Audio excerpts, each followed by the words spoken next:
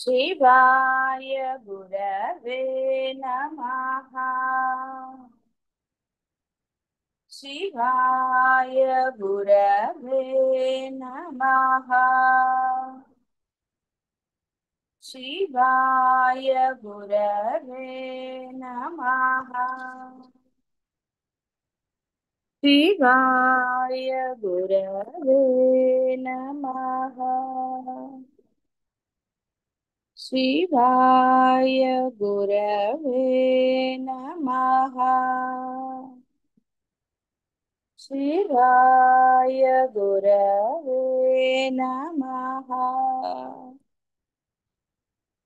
शिवाय गुरवे नमः।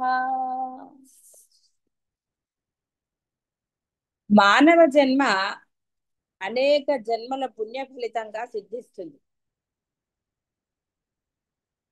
ఆ అందిన అమృత కలశాన్ని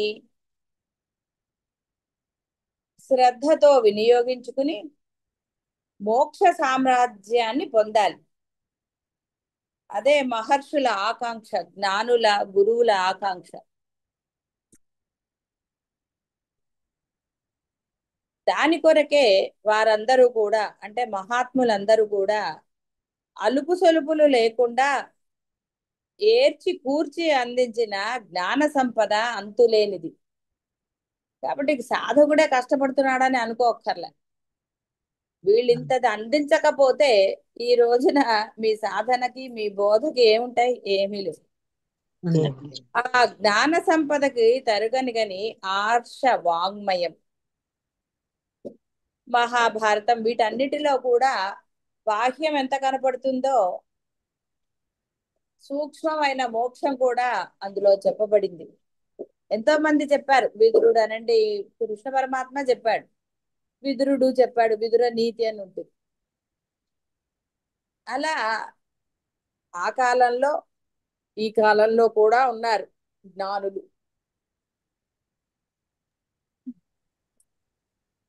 మహాభారతం వాటిల్లో ఒకటి. సమర్థము, సమగ్రము, సదారాధ్యమైన జ్ఞానగంగ అందులో ఉన్నది. అజ్ఞానం చేత స్వరూపం మర్చిపోయిన జీవుడు అజ్ఞానమే ఆనంద మందిరం అనుకుంటాడు. కానీ అది అట్టిది కాదని అతనికి అనుక్షణం తెలుస్తూనే ఉంటుంది.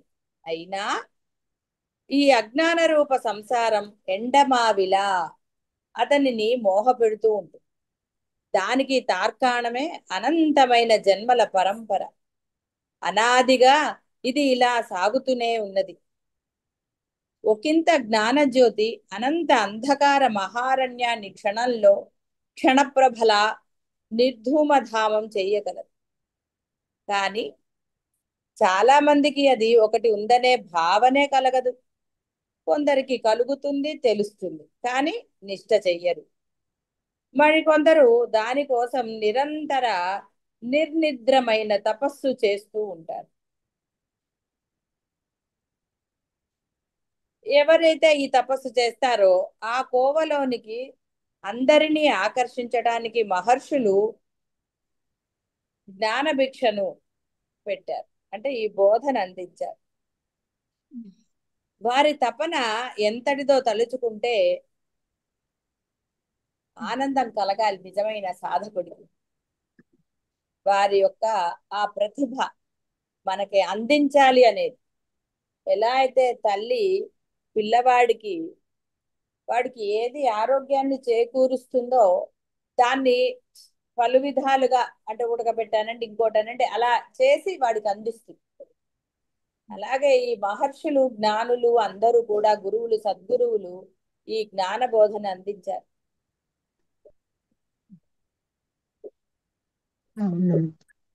అదే బ్రహ్మ విద్య. ఆ బ్రహ్మ విద్యని అర్థమయ్యే మాటలలో వారు చెప్పారు. భారతీయత నరనరాలలో అనుస్యూతంగా ప్రవహిస్తున్న ప్రతి నరునిలో బ్రహ్మ విద్యకు కర్త భగవంతుడే. దీనికి ఇంకా అసలు వేరే ఏదీ లేదు. ఆయనే, ఆయన తప్ప అన్యం లేదు అంతే. దానిని గురించి ఏ గ్రంథంలో ఏ వ్యక్తి ఏ విషయం ఎలా చెప్పినా అదంతా అందిపుంచుకుని అందిస్తున్న విషయంగానే భావించాలి. అలా మనకు శ్రీ వేదవ్యాసులు అందించిన ఒక అనర్ఘమైన ఆణిముత్యం సనత్సు జాతి మహాభారతం ఉద్యోగ పర్వంలో ఉంది.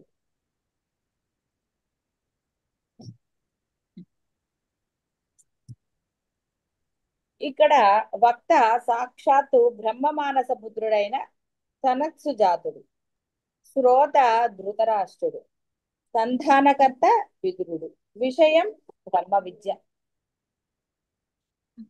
పరమాత్మని ప్రార్థించేవారు 4 విధాలు: ఆర్తుడు, జిజ్ఞాసువు, అర్ధార్థి, జ్ఞాని. ఇందులో తర్వాతి వారు ముందు వారి కంటే ముందడుగులో ఉంటారు. ఆర్తుడి కన్నా జిజ్ఞాసువు మేలు, జిజ్ఞాసువు కన్నా అర్ధార్థి, దానికన్నా జ్ఞాని గొప్పవాడు. ఇక్కడ ధృతరాష్ట్రుడు ఆర్తుడు, మొదటి మెట్టు మీదే ఉన్నాడు. ఇంకా అతనికి వినాలనే కోరిక చాలా ఉండదు.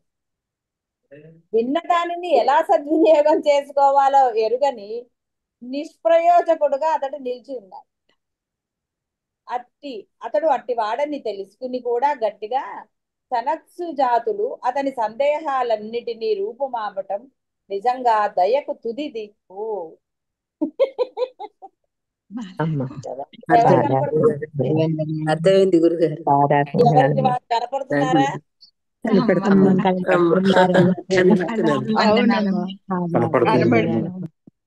పాదాభివందనాలమ్మా.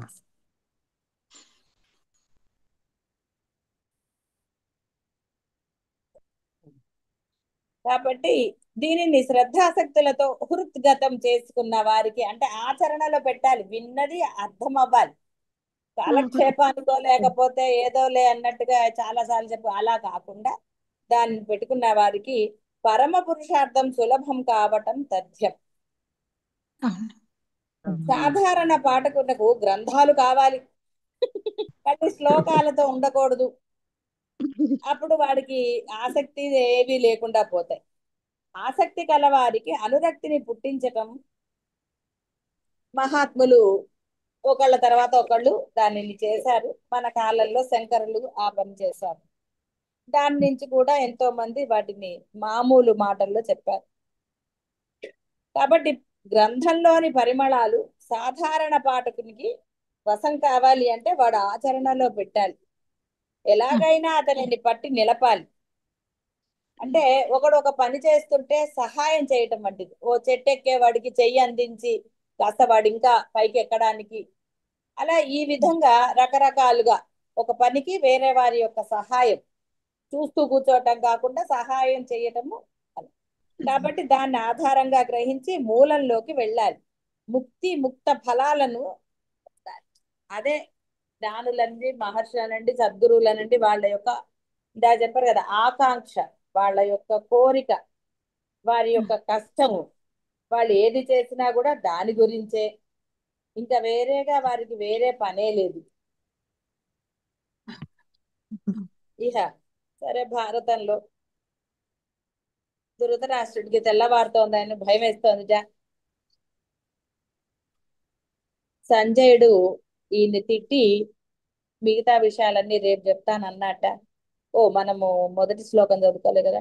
నారాయణం నమస్కృత్య నరం చైవ నరోత్తమం దేవీం సరస్వతిం వ్యాసం తతో జయం ఉదీరయేత్. సో మొదటి ప్రార్థనా శ్లోకం అనుకోండి. సరే, ఇతనికి భయం వేస్తుంది. ఇప్పుడు చూడండి, రేపటికి ఏదన్నా ఉందనో లేకపోతే ఎవడో వచ్చి తిడతాడనో ఏదన్నా ఉంటే రాత్రికి నిద్ర పట్టదు కదా.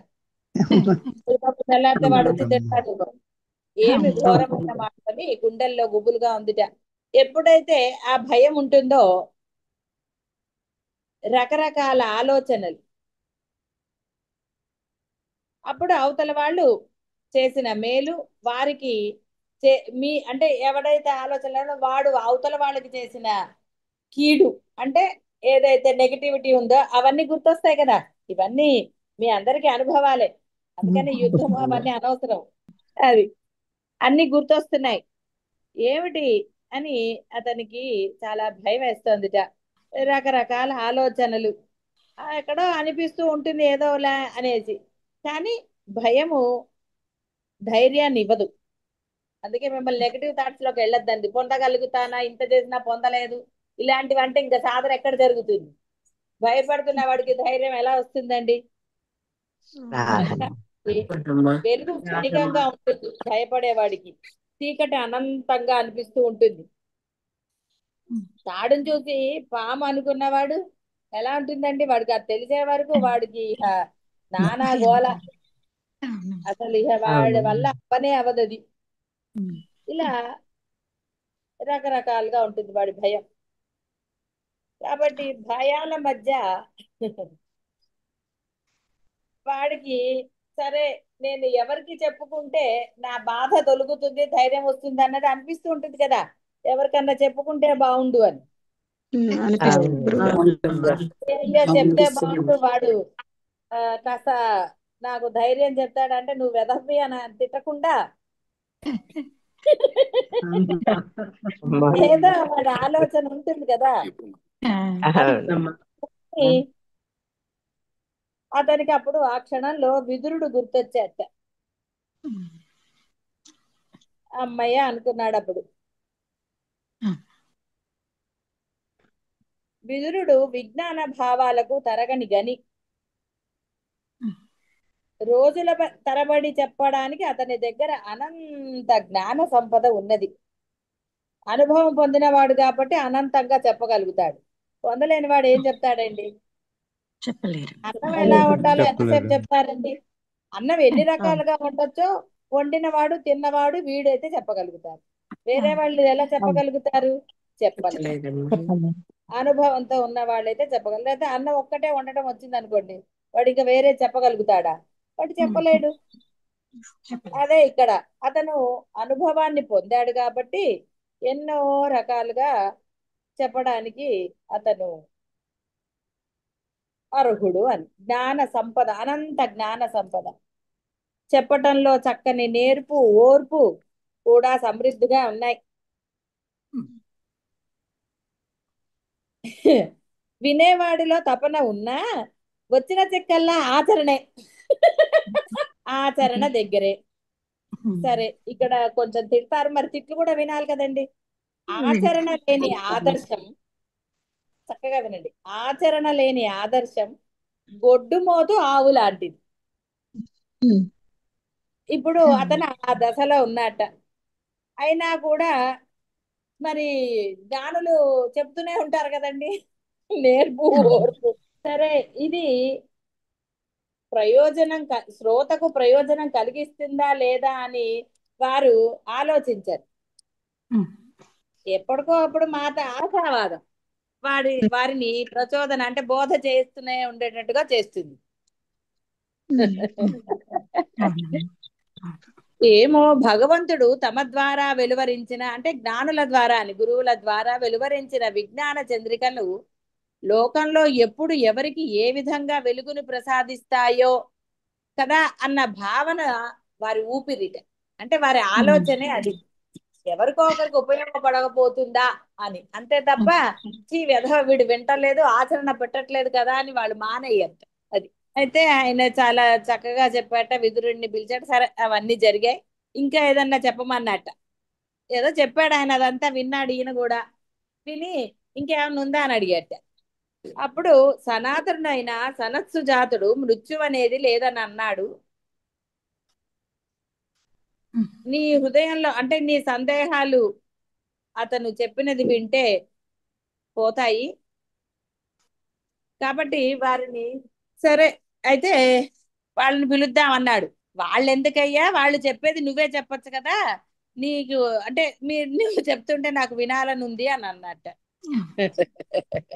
అయితే అప్పుడు అన్నట్ట ఆయన, ఏదో అంటారు కదా, పెరటి చెట్టు వైద్యానికి పనికిరాదని అంటారు కదా, అందుకని కొన్ని నేను చెప్పడానికి లేదులే. మరి గట్టిగా తిట్టలేడు కదా అతన్ని, భయంకరంగా ఎలాగా తిడతారండి కొంచెం మరి. అందుకని అలా ఎందుకులే, ఆ జ్ఞాన సంపదను ఆ మహాత్ముని నోటి నుండి విందు గాని రాజశాసనం రాజు నోటి నుండి వెలువడితేనే దానికి రాణింపు అన్నాడు ఆయన. ఎందుకంటే మధ్యలో విదురుణ్ణి అతను అదిలించే శక్తి సామర్థ్యాలు ఉన్నవాడు. ఏటట్ నువ్వు చెప్పేదని తిట్టగలిగే ఇది, ఎందుకంటే ఆ బంధం కదా. అదే అందుకని అంటారు పెరటి చెట్టు వైద్యానికి పనికిరాదు. ఇంట్లో వాళ్ళకి ఎందుకు పనికి వస్తుందండి, మంచి చెప్తే వాళ్ళకి తలకెక్క చెప్తున్నారు. అందుకని కాదులే నాయన అని పిలుద్దాం అన్నట్ట. అతను పురాణ పురుషుడు. మరి ఇప్పుడు ఈ ఏ దేహంతో ఇక్కడికి వస్తాడు అని అన్నాడు గట్ట. నీకెందుకయ్యా, నేను రప్పిస్తాను కదా అని అతను ధ్యానంతో వారిని స్మరించాడు.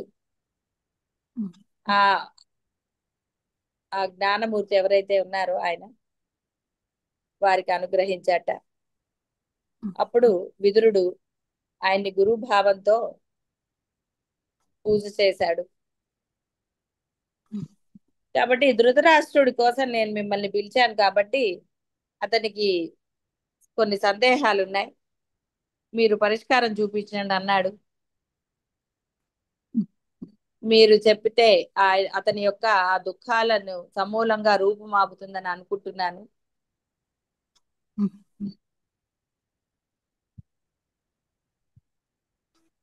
కాబట్టి ఉపదేశం బుద్ధిలో నిలుపుకోవాలనే కోరిక ఈ ధృతరాష్ట్రుడికి ఇప్పుడు కలిగింది. కాబట్టి మీరు కొంత బోధ చేయాలని ఆయన అడిగారు. కాబట్టి ఆ జీవుడు అనేవాడు ధృతరాష్ట్రుడే. ప్రతి హృదయము అగాధమైన సముద్రమే. కాబట్టి ప్రతి వాడిలో దుష్ట గుణాలు ఎలా ఉన్నాయో సుగుణాలు కూడా ఉన్నాయి, లేవనేం కాదు. ప్రతివాడు మంచివాడే, అందరూ బ్రహ్మములే కదా. వాడిలో లేదు అంటానికేం లేదు, వాడిలో కూడా ఉన్నాయి సుగుణాలు. కానీ దుర్గుణాలు ఎక్కువగా ఉండటం వలన సుగుణాలు ఎలా కనపడతాయండి, కనపడలేదు. కాబట్టి ఎప్పుడైతే వాడు ఆ యొక్క మంచి గుణాలను ఇచ్చేస్తాడో వాడు మనీషి అవుతాడు, లేదా ఇగో ఇలా ధృతరాష్ట్రుడు అవుతాడు.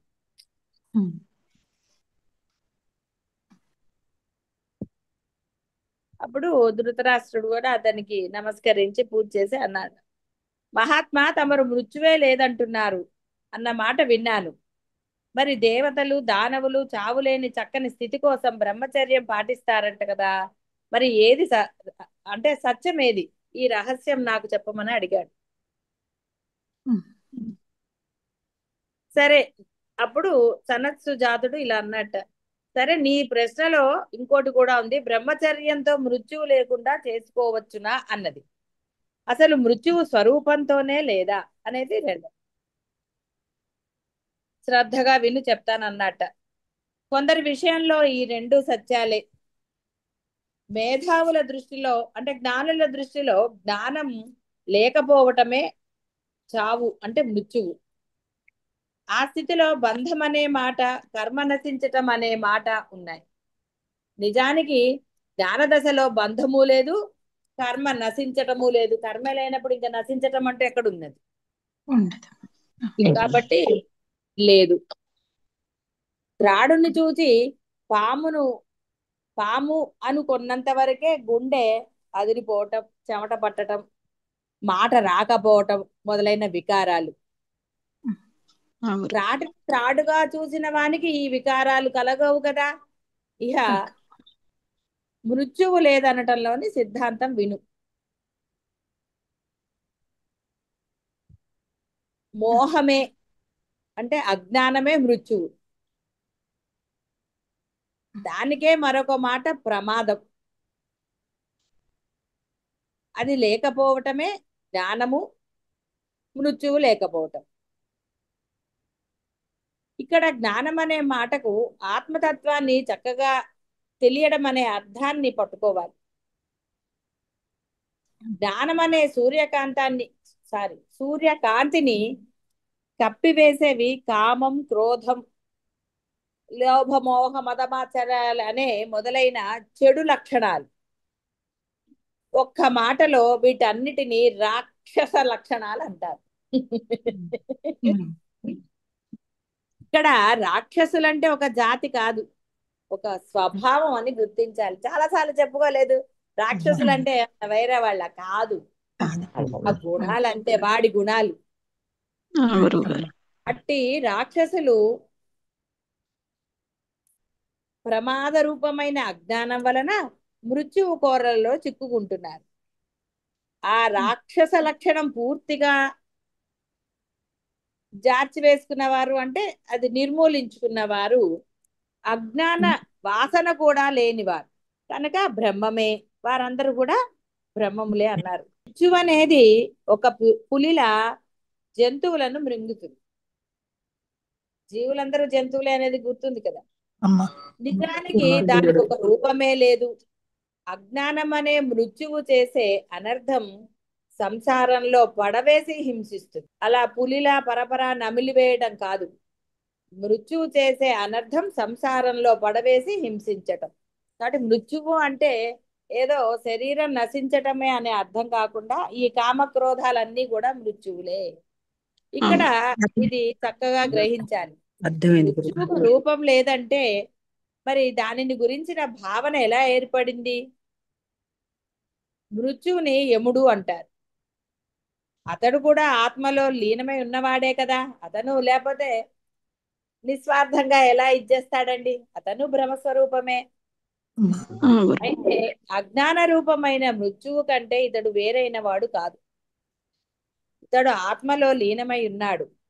అంటే త్రాటి యందు సర్పాన్ని చూచినట్లుగా నరులు ఇతనిని అజ్ఞానం చేత వేరుగా చూస్తున్నారు.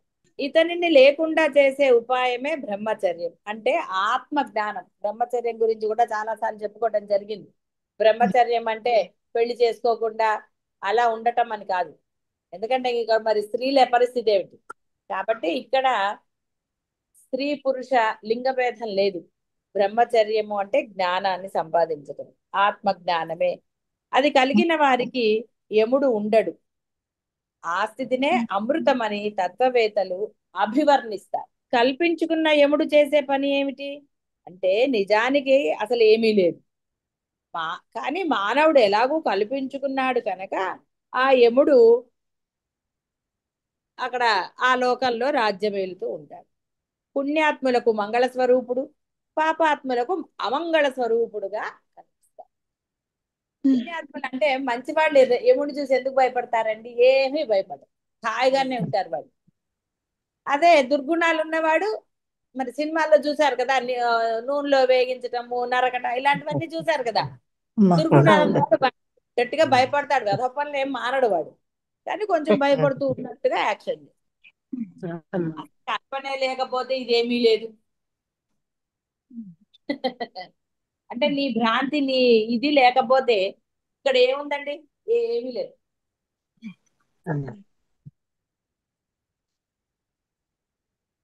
కాబట్టి నీ యొక్క దుర్గుణాలు, యముడిని ఎవరు కల్పించుకున్నారు? దుర్గుణాలు ఉన్న వాళ్ళే. సుగుణాలు ఉన్న వాడికి యముడితో ఏమిటండి పని? వాళ్ళు ఏమి. కాబట్టి వీడు అనుకున్నప్పుడు వారిలో ఆయన ఆదేశం వలన అన్నారు. ఆదేశం అంటే ఆయన నీలో చెడ్డతనం ఉండమని కాదు. అరే నువ్వు చెడ్డవాడివైతే నీలో ఏమి వస్తాయి? నీ మృత్యువు ఎలా?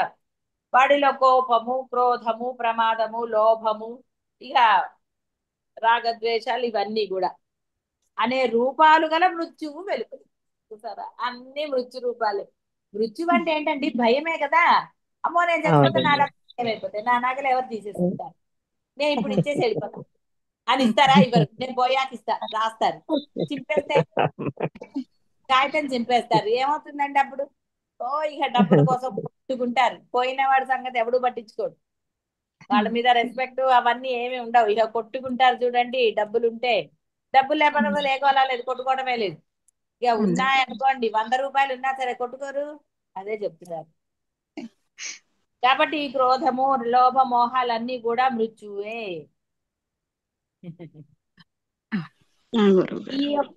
ఈ రూపాలు కన్నా ముద్దు బిడ్డ అహంకారం, అదే నేను. ఇక జీవుడు చెడు దారులలో ఆత్మ కంటే వేరైన దారులలో తిరుగుతాడు. అటువంటి తిరుగుళ్ళ వలన తన స్వరూపం తెలియక కాదు, కావాలని. ఇప్పుడు మీ అందరికి తెలియదని అంటే ఏమనుందా? అనర్థాలు తెచ్చుకుంటూ ఉంటాడు.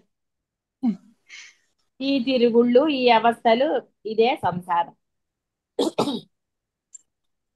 గురువు అనుగ్రహం వలన అహంకారం నశించిందో స్వరూపమైన ఆత్మలో ఒకటే అయిపోతాడు.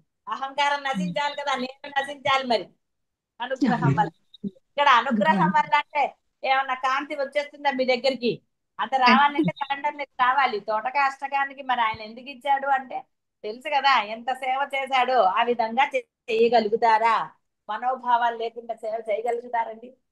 కాబట్టి అలాంటి అనుగ్రహం అంటే నువ్వు కష్టపడకుండా ఆత్మజ్ఞానం నీలో కలగాలి అంటే మరి నీలో భావరహితం అయిన సరెండర్నెస్ ఉండాలి. సరెండర్నెస్ లేదు ఆయన ఎందుకు ఇస్తారండి నువ్వు కష్టపడుతున్నా? నీలో ఇంకా ఆలోచనలు ఉన్నాయి, చెడు గుణాలు ఉన్నాయి, ఎన్ని రకాలు ఉన్నాయండి. అసత్యాలు ఉన్నాయి, అసత్య పలుకులు ఉన్నాయి, ఆచరణలు ఉన్నాయి. ఇవన్నీ నశించాలి కదా పాపం. అవి గనక నీలో లేకపోతే సరెండర్నెస్ వస్తే అవన్నీ ఆటోమేటిక్ గా నశిస్తాయి. కానీ ఆ సరెండర్నెస్ ని ఎవరో ఇవ్వరు. సరెండర్నెస్ మీ మనసులో మీకు ఏర్పడవలసి, అది మీరే ఏర్పరచు. అడ్డం పెట్టేశారు కదా అడ్డుగోడ.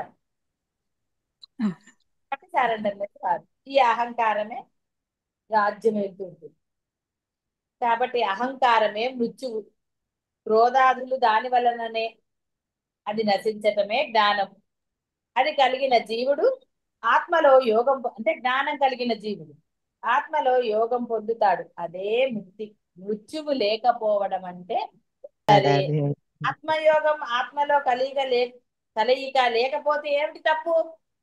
అసలు అజ్ఞానం వలన ఆత్మయోగం పొందని వారు మృత్యువు కోరలో చిక్కుకొని ఈ లోకం నుండి ఆ లోకానికి, యమలోకానికి ఇహ ఫ్రీ ఫ్రీ బస్ పాస్ ఇస్తే వెళ్తున్నారు చూసారా? ఎక్కడికి వెళ్తున్నారంటే ఆ ఫ్రీయే కదా బస్సు, అందుకనే ఒట్టిగా అలా ఊరంతా తిరుగుదామని వెళ్తున్నాను అంటారు. లేదా పుట్టింటికి వెళ్తున్నారు, లేదా వాళ్ళ ఇంటికి వీళ్ళ ఇంటికి అని ఏదో చెప్తూ ఉంటారు కదా ఇప్పుడు రీల్స్ లో. అదే విధంగా యమలోకానికి ఫ్రీ టికెట్. ఒకవేళ అంతో ఇంతో పుణ్యం చేస్తే కనీసం అదేంటంటే స్వర్గలోకం వరకు ఒక ఇది చక్కగా, తర్వాత మళ్ళీ భూలోకంలో మనకి ఎక్కువ రోజులు ఉండక తప్పదు. ఈ లోకం నుండి ఆ లోకానికి, యమలోకానికి ప్రయాణం చేస్తూ ఉంటారు. ఆ ప్రయాణానికి అంతు లేదు. దాని పేరే మృత్యువు. మృత్యువు అంటే హద్దులు మీరిన విస్మృతి, జ్ఞానం లేకపోవటం. దేహ విషయంలో యముడు, ఆత్మ విషయంలో అజ్ఞానము మృత్యువులని భావన. ఇందులో కూడా అజ్ఞానమే పెద్ద చావు. ప్రతివాడికి మృత్యువు అంటే పరమ భయం. ఒక చిన్న తమాషా ఏమిటి అంటే ఆ భయం చావుకు ముందు చావబోయేవాడికే కలుగుతుంది. చచ్చాక భయం ఏముందండి? అన్నాకు కూడా భయం లేదు వాడికి. అప్పటి వరకు డాక్టర్ గారు నన్ను బతికించండి, డాక్టర్ గారు నన్ను బతికించండి, ఏదైనా జరిగితే అంటాడు. ఇక్కడ ఏమీ లేదు. అయినా సరే అందరిని బతిమాలుకుంటాడు. పరమాత్మని ఇది చేస్తాడు కానీ డాక్టర్లని యాక్టర్లను బతికితే ఎలా కుదురుతుందండి? కాబట్టి చచ్చాక భయం ఎక్కడుంది? ఏముండదు. ఇక జీవులకు వల్ల కలిగే నష్టం ఏమిటి? చచ్చాక ఇక భయం లేదన్న తర్వాత ఇంకెందుకండి భయం అంటారు కొంతమంది. మూర్ఖంగా అంటూ ఉంటారు కదా. ఎందుకంటే ఏదో లాగా పుడతామండి, ఏదో ఒకటి ఏం పుట్టే దానివల్ల అనుకుంటారు. అజ్ఞానం వలన కర్మ పుడుతుంది, కర్మ వలన ఫలం ఏర్పడుతుంది. జీవునికి ఈ రాగద్వేషాలు కలుగుతాయి. దాని వలన జీవుడు స్వర్గానికి, నరకానికి పోతూ వస్తూ ఉంటాడు. ఆ విధంగా మృత్యువును దాటలేమనే మాట కేవలం ఒక నీటిని మూట కడితే ఏమవుతుందండి తెలుసు కదా. ఫలితమే బ్రహ్మాన్ని పొందకపోవటం, తెలుసుకోకపోవటం, రకరకాలు తెలిసిన ఆచరణ పెట్టకపోవటం. దాన్ని పట్టుకోరా హాయిగా అంటే కాదు, నీటి మూటనే పట్టుకుంటారంటే ఎవరేం చేస్తారండి? భోగాల మీద కోరికలు అవి పెరుగుతూనే ఉన్నాయి. ఈ భోగం పోతే ఇంకో భోగం, ఆ భోగం పోతే ఇంకో భోగం. ఇలా భోగాల మీద ఆసక్తి, మోహం, బంధాల మీద, ఇంకా వస్తువుల మీద, విషయాల మీద అనురక్తి. చూసారా? ఇది యుద్ధానికి ముందా యుద్ధానికి తర్వాత విషయ అనురక్తి ఎలా వస్తుంది? ఇవి మనం విషయాల మీద ఆ రక్తి ఆ కోరికను వదిలేసుకున్నాం అనుకోండి, అసలుది మీకు బాగా వెళ్తుంది కదా. మన సబ్జెక్ట్ జ్ఞానం దేనిలో జరుగుతోంది అనేది మామూలు పురాణ కాలక్షేపం వాళ్ళకి. మరి ఈ పురాణ కాలక్షేపం కాదు కదా. కాదండి. కాదు. వాడి భయము ఎప్పుడు కలిగింది అనే దానికన్నా, ఒరే వాడికి ముందు భయపడి వస్తున్నాడు, ముందు ఆ భయాన్ని పోగొట్టంటారు. అవును. అది అది ఎన్నో అంటే ఈ కోరికలు పెరగటం వలన, భోగాల వల్ల ఎన్నో విధాలైన యోనులలో పుట్టే గతికి దారి తీస్తుంది. మరి జీవుడు గట్టెక్కినట్ట అంటే చచ్చాక కాదు. అంటే మనకి చెప్పింది ఆ భయంకరమైన మాటలతోటే చెప్పారు కదా, ఎలాంటి జన్మలు వస్తాయో కూడా. నువ్వు చేసే కర్మలను బట్టి ఇలా ఎన్నో ఉన్నాయి. నీచమైన యోనులలో పుట్టాలని చెప్పారు కదా. మరి జీవుడు గట్టెక్కాడా? సారాంశం ఏంటంటే దేహం నశిస్తోంది, కానీ దానికోసం చేసిన కర్మ, దాని వలన కలిగే దుఃఖము నశించడము లేదు. ఎవరైనా వివేకం ఉన్నవాడు, అంటే కొంచెమైనా బుద్ధి అన్నాడు అంటారు కదా, మామూలు భాషలో అంటే బుద్ధి ఉన్నవాడు కోరుకుంటాడా ఏంటది. పోనీ మనం భయంకరమైన దగ్గర పేడ పురుగుగా పుట్టచ్చు, పర్వాలేదు, పుడితే పుట్టాలే అని అంటాడండి ఎవడు? పరమాత్మ జ్ఞానులో ఎవరో గురువులు వచ్చి, ఒరే నువ్వు చేసిన విధవ పనులకి ఇలా పుడతావురా అన్నారే అనుకుందాం. అంటే వాడు చిచిచి నేను అలా కాదు, నేను మంచిగా ఉంటాను అంటాడు, నిజంగా కొంచెం అన్నా బుద్ధి ఉన్నవాడు. లేదనుకోండి బుద్ధి లేనివాడు అలా ఏం పర్వాలేదులే పుడితే నాకేంటి, నేను ఇప్పుడు మటుకు ఇలాంటి విధవ పనులు చేసి తీరుతానంటే ఇంక చెప్పేది ఏముందండి వాడికి. కాబట్టి వివేకం ఉన్నవాడు కోరుకుంటాడా? కాబట్టి వివేకవంతుడు ఆలోచించాలి. విషయాలు ఉన్నాయి, శబ్దము, స్పర్శ, రూపం, రసం, గంధం అనేవి. ఇవి సత్యాలా అసత్యాలా? సత్యమైతే సర్వకాల సర్వావస్థలలో వాటికి ఉనికి ఉండాలి, కానీ లేదు కదా. అసత్యమైతే వాటిని పట్టుకుని వేయడం బంధమే కదా. ఏంటో కదా మరీ హృదయంలో ఎన్ని గుచ్చుకుంటున్నాయి కదండి.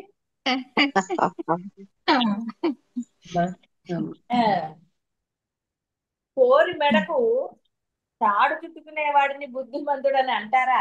గట్టిగా తాడు మెడకు బిగించుకునేవాడిని బుద్ధిమంతుడు అంటారు? ఒరే అని చెప్పనండి. విషయాలన్నీ అసత్యాలే. వాని సంపర్కం గల అంటే విషయాలతో అసత్యాలతో సంపర్కం గల వాని ప్రవర్తన అంతే. ఇంద్రియాలను బలంగా ఆక్రమించి మోహపెడుతూ ఉంటుంది. దాని వలన అదుపు తప్పి అంతరాత్మ కలవాడు విషయ సుఖాలని అంటిపెట్టుకుని ఉంటాడు. యుక్తితో భక్తితో పొందవలసింది ఉన్నది అనే సంగతి వాడు గమనించడు, కాదు కావాలని రోజు కూర్చుతాడు. ఎందుకంటే మీ అందరికీ తెలుసు కాబట్టి ఈ మాట అక్కడ గుర్తించడానికి చెప్పారు, కానీ మీకు అన్వయించి చెప్పాలి కదా, అందుకని అలా చెప్పారు. వాడి దృష్టికి రాకపోవటం కాదు, దానిపైన దృష్టి పెట్టడు కావాలని. దృష్టి పెడితే మరి ఇది మానేయాలి కదండి, అప్పుడు బురదలో ఎలా కుదురుతుంది? అయ్యో మంచి వాడు.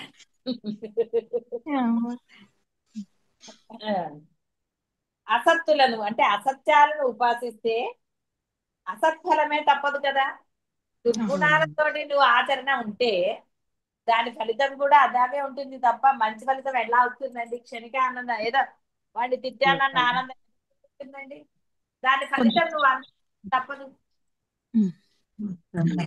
కాబట్టి అసత్యాలను ఉపాసిస్తే అసత్యమైన ఫలితమే, అది భయంకరంగా ఉంటుంది. ఈ అనర్థ పరంపర ఇలాగే సాగుతుంది. మొదటి అనర్థం విషయ ధ్యానం, విషయాలను పట్టుకోవటం మొదటి ధ్యానం. ధ్యానం అంటే ఆలోచించడం అని, ధ్యానం అంటే వాడు ఏకంగా కూర్చుని కదా ఆలోచించారంటే ఒకటే విషయం గురించి, అందుకని విషయ ధ్యానం అన్నారు. అదే ఆలోచిస్తుంటాడు, అది అయ్యే వరకు. మొదటి అనర్థం అన్నారు, విషయాల గురించిన ధ్యానమే, అది ఏదైనా సరే అనర్థం. దాని వలన పుట్టేది కామం, క్రోధం, ఇహ గొడవలన్నీ. నెరవేరకపోతే కలిగేది భయంకరమైన క్రోధం.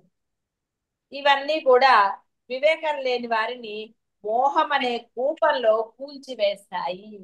అంటే ఇవన్నీ బంధాలే కదండి పాపం. రాగద్వేషాలు ఒకటి చాలు, ఒకటి కలిగితే మిగతా ఆటోమేటిక్ గా వచ్చేస్తాయి. అవి విడదీయరాని బంధాలు అవన్నీ. మీరు ఒకటి పట్టారంటే వరుసగా అన్ని వచ్చేస్తాయి.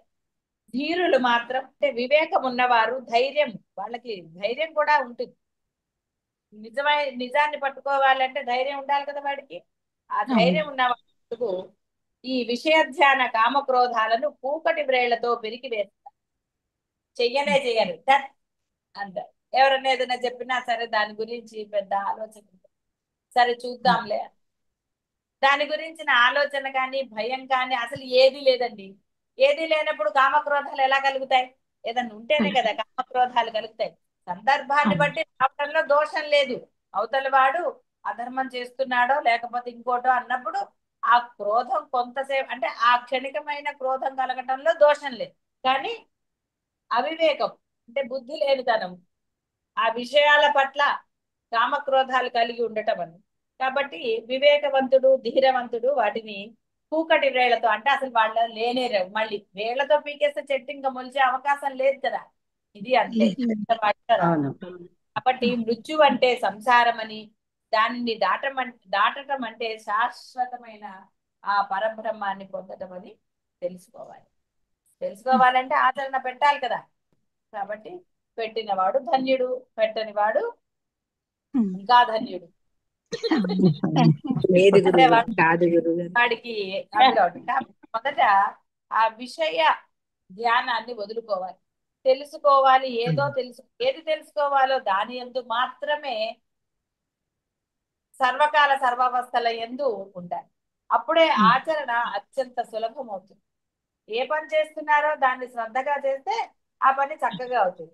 అది కాకుండా మిగతా పనులు చేశారనుకోండి, ఇది సగం అది సగం అది సగం, ఏదవుతుందంటే ఏది అవ్వదు, ఏది కాదు. ఏది లేదు. కాబట్టి మీరు ఏది లక్ష్యంగా పెట్టుకున్నారో దాని అందే శ్రద్ధ వహించి దైనందిన జీవితంలో దానిని మాత్రమే ఆచరణలో పెట్టండి. శుభం భూయాలు.